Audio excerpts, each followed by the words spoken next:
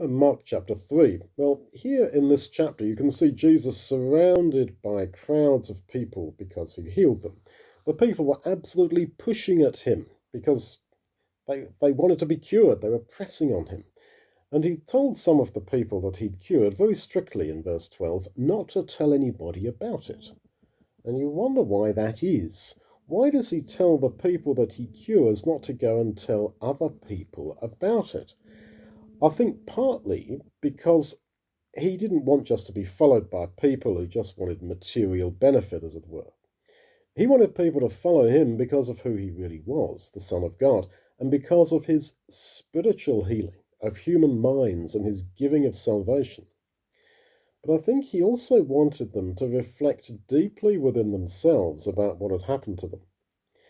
If they were going to go around telling everybody, I got cured, I got healed, well, they wouldn't maybe reflect so much upon it themselves, and he wanted people to be spiritually minded and to reflect and to think deep within themselves about what he'd done for them. And so I think that's one reason he tells them not to make him known. But then there are other people in the Gospels who he does tell to go and tell people what he's done for them. Well, I wonder if it is that he tells the extroverts, you try and be quiet. And he tells the shy introverts, those who maybe naturally wouldn't say anything to anybody, he says, you go out and tell people about what I did for you. Because in a sense, our following of Jesus is a picking up of the cross. It is going against the grain of how we naturally are.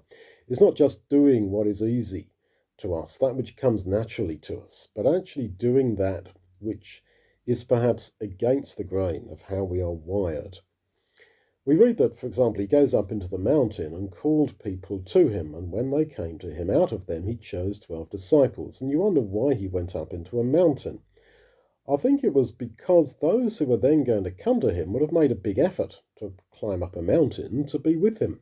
So, in a sense, Jesus does require us to make some effort in order to come to him. And I think that's why he spoke in parables, because people would not immediately understand. And so that those who then came to him afterwards, wanting to have it explained, would be the ones who understood. Like the disciples did when they said, explain to us what the parable means. Then they got the true explanation. So it's not as if Jesus is trying to, as it were, be difficult to connect with or just playing hard to get, not at all. What he's trying to do, I think, is to encourage us to seek him. I mean, God is not like a bank machine where you put your card in and out pops money. Just type in a simple 4-digit code and you got your money. That's not how it is. He wants relationship with us. He wants our hearts. He wants us to think through what he says and how he acts in our lives.